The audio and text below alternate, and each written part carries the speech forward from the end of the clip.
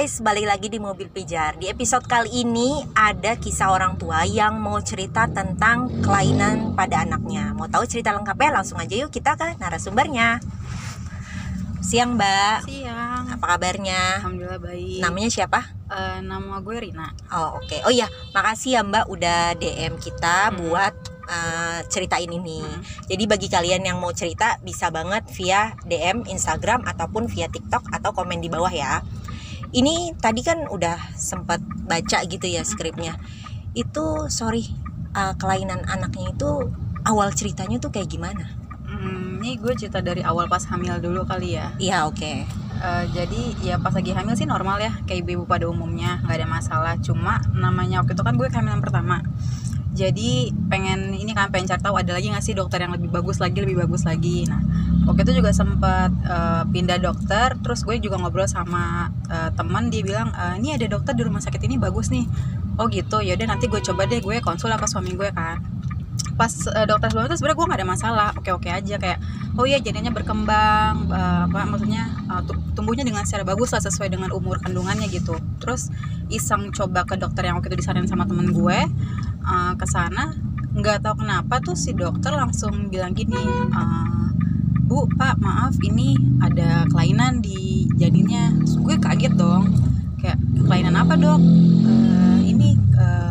Kakinya, dia itu bilangnya kakinya pengkor, bahasa orang sini lah ya, dibilang katanya kakinya pengkor. Gue kaget dong, kayak serius dok, saya periksa di dokter sebelumnya nggak ada masalah loh. Iya coba lihat aja, dilihat kan, dia bener-bener kayak pas lagi USG tuh dia tekan perut gue, kelihatan tuh ternyata memang kakinya tuh dia kayak gini, agak nekuh ke dalam. Jadi pas saat dokter yang sebelumnya kan kita pikirnya bayinya lagi kayak gini tuh, bobo gitu ya. Iya, terus atau enggak lagi bersila gitu kan, kita mikirnya normal aja. Terus ternyata ada kelainan. Soalnya di diri gue pun nggak ada yang aneh-aneh, kayak normal aja gitu, nggak ada masalah. Terus karena gue masih sempet nggak percaya, gue balik lagi lah ke dokter yang sebelumnya kan.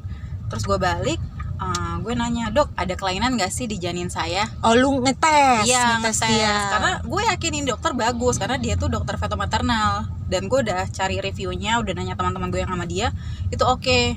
Terus ya udah gue tanya dokter yang ngecek itu, oh iya nih bayinya talipes. Dia bilang, gue nggak ngerti kan talipes itu apa. Talipes itu apa dok? Iya kakinya pengkor. Gue shock banget dong tuh, kayak kenapa lu baru ngomong gitu? Iya kayak lo kemana aja sih? Gue 8 bulan sama dia. 8 bulan lu sama dokter itu? Sama dokter itu gitu. Itu di rumah sakit besar ya? Iya rumah sakit besar di daerah Cibubur sana lah. Oh oke. Jadi gue udah kayak ya udahlah, gue percaya banget sama nih dokter gitu kan. Terus pas dia dengan nyantai dia ngomong kayak gitu dong, kayak oh ya udah deh, gue balik lagi lah ke dokter yang menemukan kelainan itu kan. Terus gue konsul lagi, dok saya harus berbuat apa? Maksudnya ini janin kan masih di dalam perut, ada nggak yang bisa gue lakukan? Terus dia cuma ngasih saran gini, kita sih nggak bisa ngapa-ngapain ya. Cuma yang bisa kita lakukan sekarang, kamu cari dokter ortopedi khusus anak yang emang ahlinya. Kamu booking dari sekarang, kata dia gitu. Terus gue kan awalnya kaget dong, kayak kenapa sih, kan gue baru 8 bulan terus gue harus booking dari sekarang. Ternyata memang nggak terlalu banyak dokter di bidang ortopedi anak itu. Jadi dan ternyata padat juga antriannya. Gue cari tahu, gue nemu lah 3 dokter yang jagoannya nih daerah Jakarta sekitarnya gitu kan. Dapet 3 dokter ini, gue booking slot. Ya udah, terus dari situ yang penting gue udah aman lah, seenggaknya gue kesana mereka udah tahu riwayatnya seperti apa. Udah tuh, nah nggak ada lagi yang bisa dilakukan. Jadi yang bisa dilakukan itu pada saat bayinya itu udah lahir, baru kita bisa melakukan tindakan supaya kakinya lurus lagi gitu. Jadi pada saat memang masih dalam kandungan emang nggak ada tindakannya. Kecuali ya udahlah kayak biasa aja, minum obat buat ibu hamil, vitamin, makan makanan yang bagus gitu. Oke, pada saat itu ya udah, lu udah terakhir tuh sama dokter yang tadi tuh ya, udah lu habis itu putus hubungan? Enggak, kan akhirnya gue memutuskan untuk sampai lahiran gue di sana, di rumah sakit itu yang terakhir dokter menemukan kelainan ini. Karena tapi sama yang dokter yang agak kurang enggak balik lagi. Gue udah kecewa banget lah sama beliau itu. Udah akhirnya gue di situ stay. Ya udah pas lagi gue lahiran, jadi gue lahiran kan malam ya, jam 11 malam. Besoknya itu anak gue langsung dibawa ke rumah sakit di daerah Kuningan sana, karena dokternya praktek di sana. Jadi dia selain praktek di rumah ada juga praktek di rumah sakit di daerah Kuningan situ, daerah Gatot Subroto di situ. Terus dibawa, ternyata di sana kalau mau gips kaki anak itu harus di rumahnya. Dia menyarankan di rumah saya aja. Akhirnya bayi gue balik ke rumah sakit, kan gue nggak ikut karena kan posisi gue habis ngelahirin kan. Terus dia balik, kayak biasa malamnya itu baru ke rumahnya tuh. Jadi suami gue, mertua gue ke rumah si dokter itu. Nah dia buka praktek, ya udah di situ langsung dipasang gips. Jadi dia hari pertama dia lahir ke dunia itu dia langsung pakai gips. Oh, jadi pada saat hari pertama dia lahiran, maksudnya melihat dunia gitu ya, dia langsung digips. Langsung digips. Oh, nggak boleh telat gitu? Enggak. Karena kalau telat, jadi kan begitu lahir kan dia masih tulang rawan gitu ya, masih halus lah gitu. Jadi dia punya kaki kan kayak gini buat ini. Lo bayangin ini telapak kaki, telapak kaki, punggung kaki. Ini kan telapak nih, gini. Posisi kaki dia tuh kayak gini. Oh, jadi benar-benar nekuk banget ya? Lebih dari 90 derajat lebih menurut gue. Orang gue tuh begitu ngeliat, gue udah gak ada sih fotonya. Jadi gue ngerasa kayak ini anak gak punya mata kaki, ngerti gak? Saking dia masuk, kan mata kaki di sini dong. Ah iya, jadi dia masuk gini banget. Iya, masuk banget. Wow. Itu gue pas lagi ngeliat tuh kayak, ya ampun gue dosa apa sih? Kayak ngerti gak sih? Iya, kayak balik ke diri kita sendiri kan. Makanya begitu dia ke dokter ortopedi itu, dia langsung dibalik gini. Ya lu kebayang dong, bayi baru lahir langsung digini, dari gini langsung gini, dan dia pakai gips. Itu lu nggak nyaksiin dong ya? Gips pertama gue nggak nyaksiin, karena kan gue masih pemulihan di rumah sakit abis ngelahirin kan. Gitu. Itu ya pasti dia nangis ya. Reaksinya apa? Pasti nangis. Oh, 3 hari setelah melahirkan. Jadi selama 3 hari awal itu dia nggak ada suaranya. Saking dia udah capek nangis kali ya, yang ditekuk banget gitu, suaranya tuh kayak tikus kejepit gitu loh. Gue tuh sempat kayak gak tega, capek nangis, ngerti gak sih? Sampai suaranya tuh hilang, totally hilang. Tapi di hari keempat akhirnya udah mulai normal kayak bayi biasa. Oh gitu. Oke. Itu gips berapa lama? Kalau menurut artikel yang gue baca ya, kan gue nyari tahu ya, itu sih mereka bilang katanya 4 bulan di gips sudah cukup katanya. Tapi ternyata di kasus gue mungkin karena kakinya terlalu nekuk ke dalam, gue itu gips sampai 6 bulan.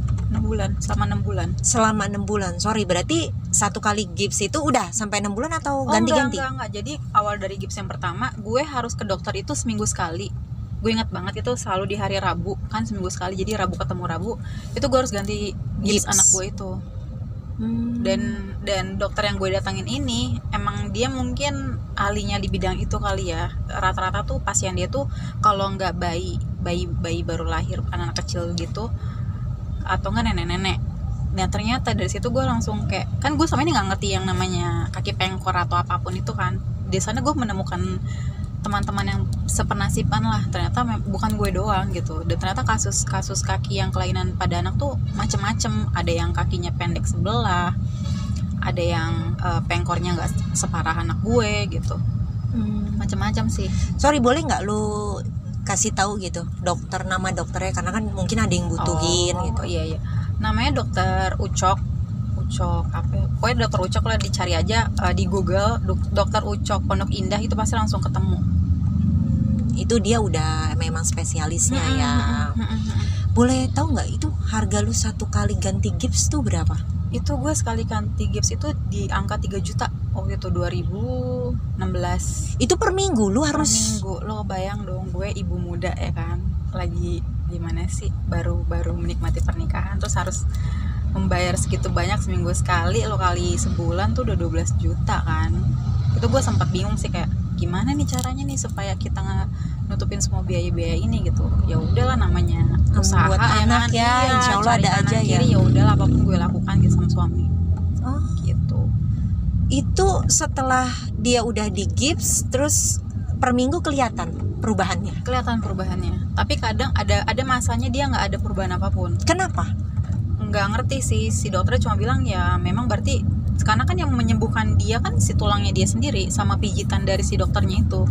Jadi begitu dibuka gips kan, jadi begitu kan dia pakai gips nih, datang ke sana gipsnya dibuka, datang ke dokter lagi, dipegang lagi kayak dipijit-pijit gitu, nggak tahu diapain, baru nanti dipasang gips ulang lagi. Jadi ada treatment sedikit ya sebelum di gips kembali gitu. Gue nggak ngerti sih dia dipijit atau diapain sama si dokter. Yang pasti dia cuma megang-megang doang sih, dan tidak ada tindakan medis apapun. Tadinya tuh gue udah takut karena menurut artikel yang gue baca tuh ada beberapa yang harus dioperasi, kayak kayak otot tendonnya tuh harus ada yang dibenerin atau apalah gitu. Jadi dia punya bagian belakang kaki ini di sayat gitu loh. Itu kayaknya tiap case mungkin beda-beda gitu kali ya. Beda-beda. Untung gue nggak sampai operasi sih, dan si dokter itu juga bilang tenang aja Bu, kalau sama saya sebisa mungkin menghindari operasi, karena menurut saya kalau udah dioperasi itu namanya kita udah mengubah estetikanya awalnya, kata dia gitu. Ya. Dibantu minum obat nggak? Nggak ada sama sekali, benar-benar cuma tangan magicnya dokter itu doang. Gue ya ini banget sih, bersyukur banget sih ketemu tuh dokter. Lu berapa lama tadi tuh anak di gips untuk kasus lo? 6 bulan. 6 bulan. Gue 6 bulan. Setelah 6 bulan itu, setelah sudah di gips, apa yang dilakukan? Pakai sepatu, ada sepatu khususnya gitu, namanya sepatu Dennis Brown. Dan sepatu itu gue dirujuk sama si dokter itu bikin di YPAC, Yayasan Penyandang Anak Cacat di Hang Lekir situ tuh. Jadi gue dikasih resep gitu, gue bawa ke sana, ada tukang, jadi ada satu ruangan tuh emang tukang bikin sepatu. Dan dari situ pula lah gue dapat informasi baru, ternyata tuh yang namanya masalah kaki tuh banyak banget jenisnya.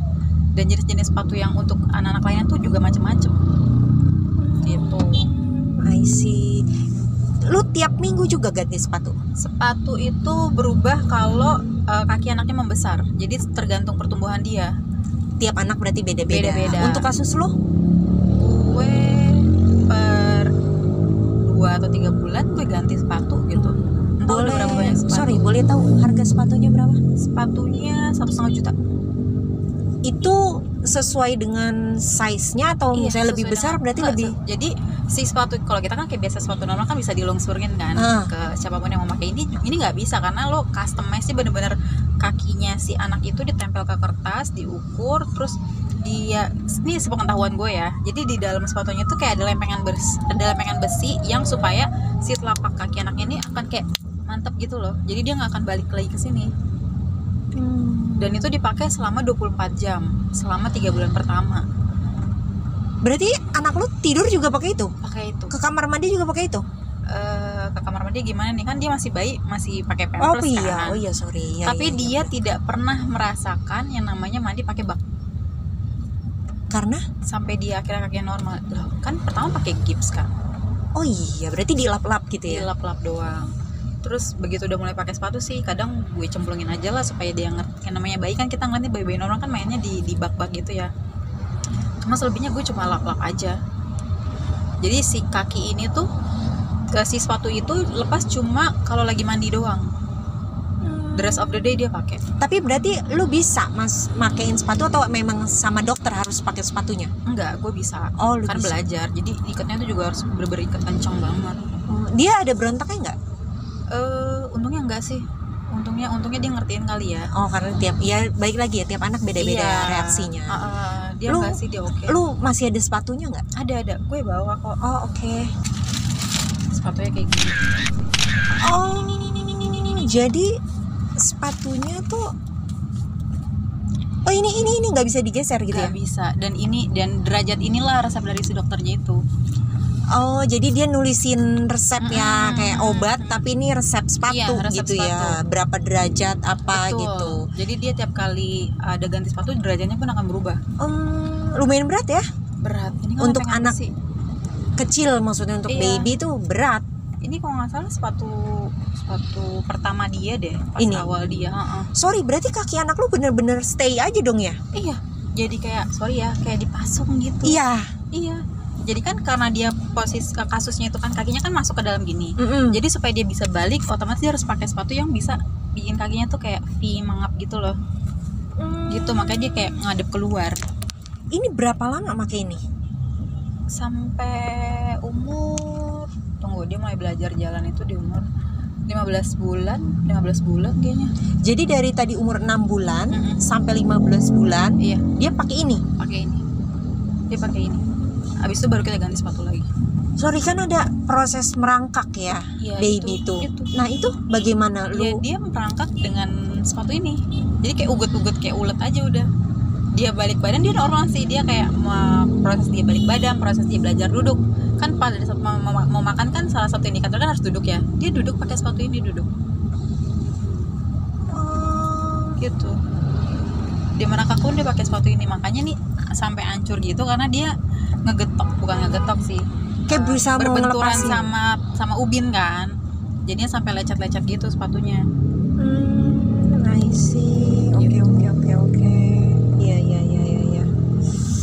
Wow, bener-bener perjuangan banget ya. Perjuangan Apalagi nih anak pertama ya, jadi bener-bener wow sih. iyalah. Ya. Ini lo pernah nggak lu sempat berpikir kayak kenapa sih mesti gue gitu? Pernah banget tuh, gue sampai terakhir masih nangis sih. Jadi selama 2 tahun pertama tuh gue pasti nangis. Tiap ingat masa-masa itu gue pasti akan nangis. Apalagi masa pertama dia pakai gips. Masa-masa dia pakai gips itu berat menurut gue kan. Lebih berat dari sepatu? Lebih berat daripada sepatu. Kenapa gue bilang lebih berat dari sepatu? Kan gini, sebelum gue tahu gue punya anak dengan kelainan dan berkebutuhan khusus, gue menyiapkan baju-baju bayi normal dong, kayak ada jumpernya lah, terus yang baju-baju yang lucu-lucu, tapi ternyata nggak bisa kepake. Kayak contohnya yang paling gampang tuh jumper, gue nggak bisa pakai jumper karena kan ada gips, jadi dia cuma bisa pakai baju dengan celana pendek kan, jadi dia punya gips itu sampai ke lutut, atas lutut gini loh. Oh berarti panjang juga ya? Gipsnya lo bawa? Bawa. Ini waktu tuh copot, harusnya sih nggak ada kayak gini. Waktu itu copot aja gitu. Kalau lagi di dokter ini dibasahin dia akan hancur sendiri. Oh, ini karena lu copot gitu, jadi buat kenang-kenangan untuk lu gitu. Gue simpan aja gitu. Jadi emang sampai panjang ya? Iya. Gue tadi asumsi gue adalah cuma sampai sebetis lah atau mata kaki. Enggak. Oh, sepanjang ini ya. Dan lo bisa lihat ini hancur kan? Iya. Karena dia belajar apa sih, ngepakin kaki gitu kan, namanya bayi kan suka joget goyang-goyang gitu kan. Jadi dia sampai hancur tuh karena saking dia mukul-mukul kaki gitu loh. Mengentang-entangan kaki. Nih di dalamnya tuh ada kayak ada lapisan kapas, baru dia dilapisin pakai gipsnya itu. Kulitnya masih nempel. Lihat. Oh iya benar. Nempel kulitnya. Saking itu ya. Apa ya, masih halus lah ya, masih lunak ya gitu. Jadi berarti kakinya emang nggak pernah kena air berarti ya pada saat itu ya? Kena air kan, ini soalnya kalau kena air pasti akan rontok kan. Oke. Apa yang nguatin lu tuh pada momen itu tuh apa? Hal apa yang bikin lu tuh kayaknya oke, gue pokoknya mau nggak mau mesti berjuang gitu? Gue sih patokannya gini aja ya, Tuhan gak akan ngasih lu ujian nih, gue bentar lagi pasti bakalan nangis nih, sorry ya. Tuhan gak akan ngasih lu ujian kalau lu tuh gak sanggup untuk menghadapi ini semua gitu. Dan gue sih bersyukur gue dikasih cobaan ini, jadi membuat diri gue pun menjadi lebih dewasa. Dan gue juga belajar ternyata banyak kasus anak-anak tuh yang aneh-aneh memang, yang gak pernah gue temukan. Maksudnya di keluarga gue sendiri pun kan gak ada tuh yang namanya riwayat ada yang kakinya kelainan kayak gini atau kelainan apapun itu tuh nggak ada sama sekali, baru gue merasakan. Jadi dan di masa gue punya anak itu, gue nggak ada tempat untuk bertanya karena waktu itu gue nggak ketemu teman sepernasipan. Gue cuma bergantung sama artikel dan sama obrolan gue sama dokter aja. Jadi gue ada keluhan apa, gue cerita aja sama dokternya, dok anak saya gini, anak saya gini, ya dokternya yang ngasih solusi. Selebihnya sih ya udah gue belajar, gue berbuta sama sekali.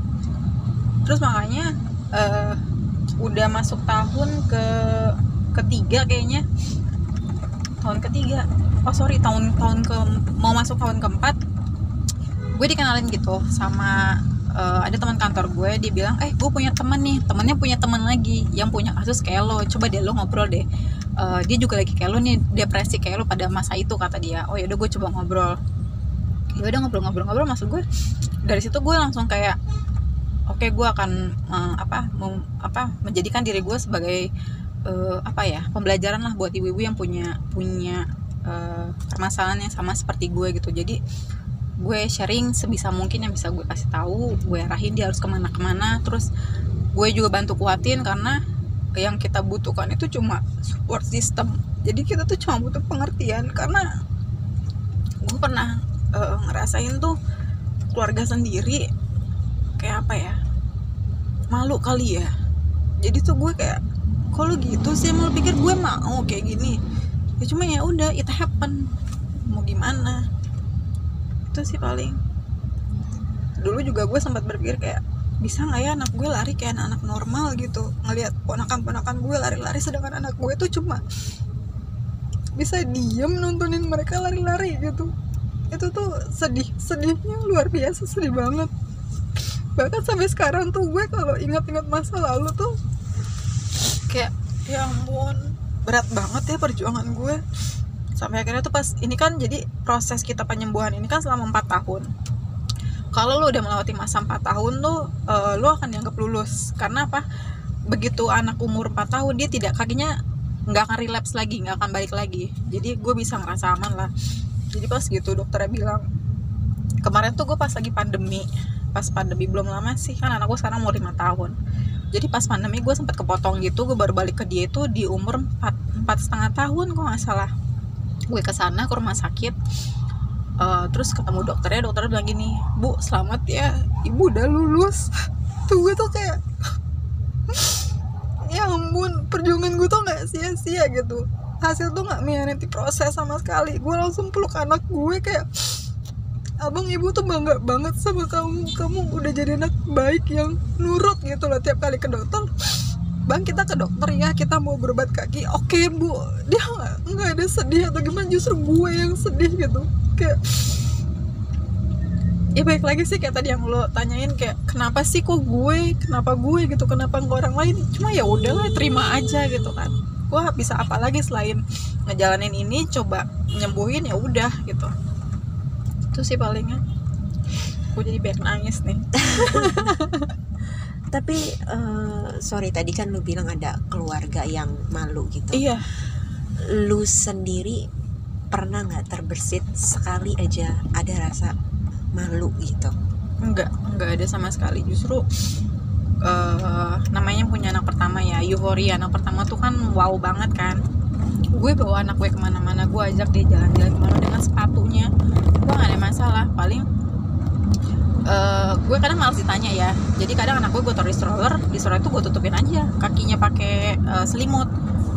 Cuma bukan karena malu, tapi lebih karena males ditanya sama orang lain. Kan kadang ada masa kita lagi bad mood ya, nggak mau jawab pertanyaan gitu, jadi gue tutup aja. Cuma sisanya ya udah gue jalanin hari-hari kayak biasa aja gitu, sampai dia proses dia belajar jalan pun dia pakai sepatu khusus. Dan begitu dia masuk sekolah, dia masuk ke sekolah tuh dari PAUD.